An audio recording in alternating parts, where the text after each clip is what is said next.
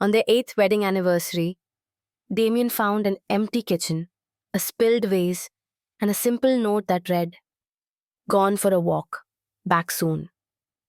But Elara never came back. Was it a kidnapping? A murder? Or a perfectly planned escape? My friend, what you're about to hear isn't just a mystery. It's a story about trust, betrayal, and the dangerous power of pretending. But here's the twist. As you listen, you're not just solving a puzzle.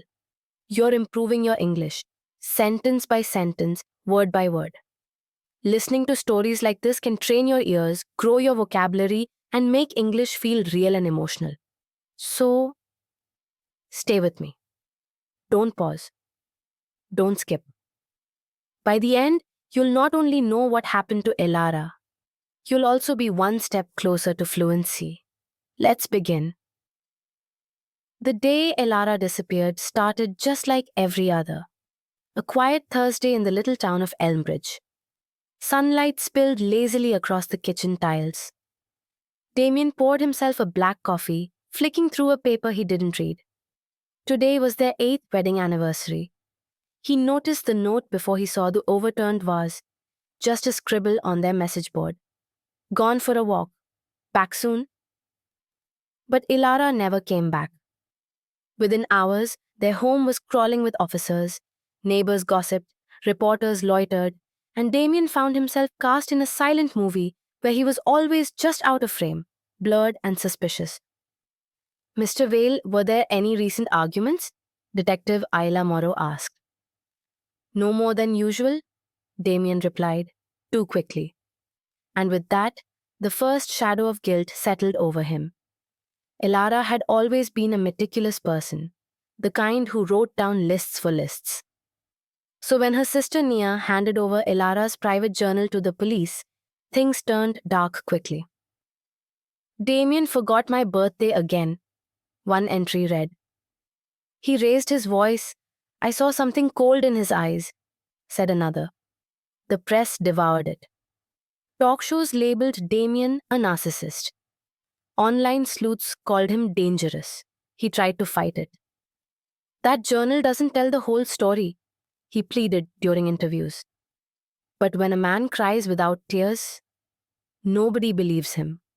1,000 miles away, Elara Carter Vale watched the chaos unfold from a rented seaside cabin, using a new name and a prepaid phone. The TV played footage of her face, grainy and grainier.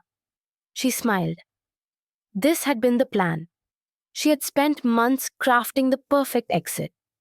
The journal, planted. The broken vase, staged. Her search history carefully curated to raise eyebrows.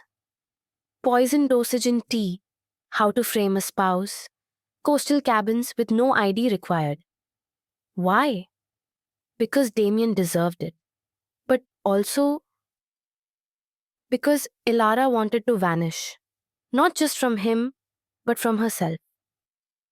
Back in Elmbridge, Damien spiraled. His only allies were falling away. Friends stopped calling. His job put him on leave.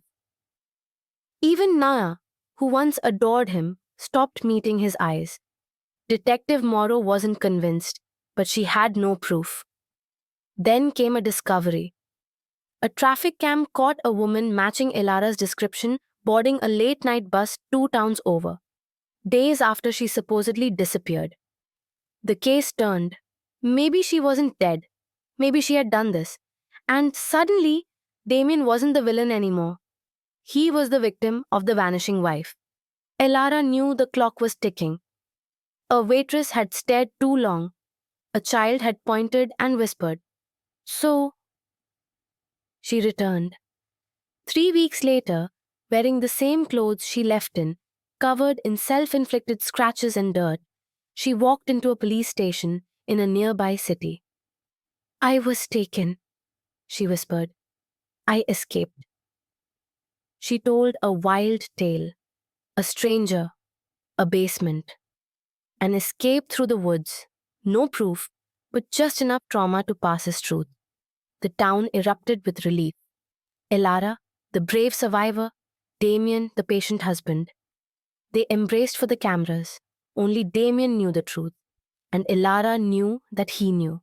At home, smiles vanished. They spoke in whispers sharp as razors. You ruined me, Damien said. You weren't a saint, Elara replied. They couldn't leave each other now, not without exposing everything. They were bound, not by love, but by mutual destruction. We could write a book, she joked one evening. He didn't laugh. They played the perfect couple, held hands at church, kissed at charity events. Their photos still made headlines, but behind every smile was a secret neither could speak. Years passed. They had a child, Elara insisted. Damien complied.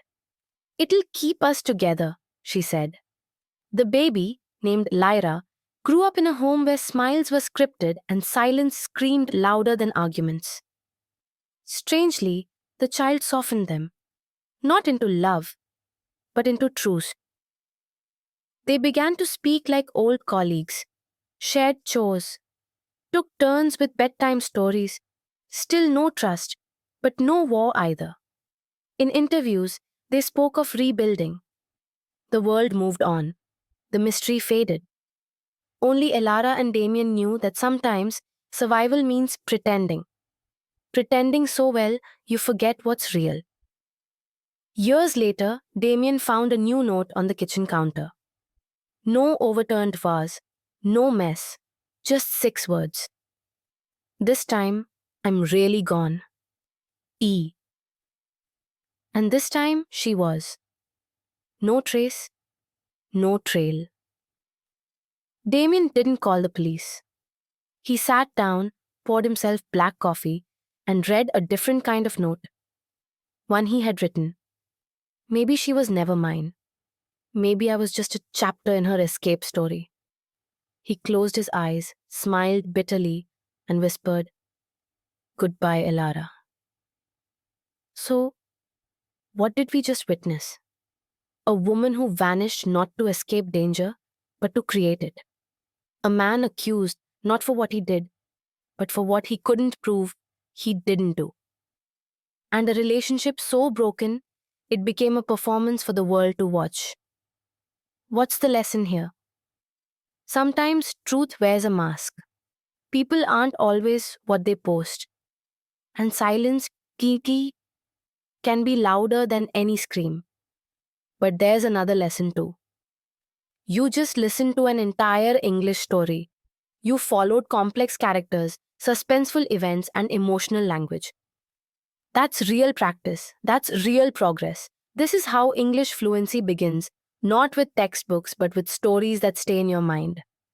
If this story helped you learn something new about life or about English, tell me in the comments. Rewatch it again for better understanding. And remember, every story you hear in English brings you closer to speaking like a native.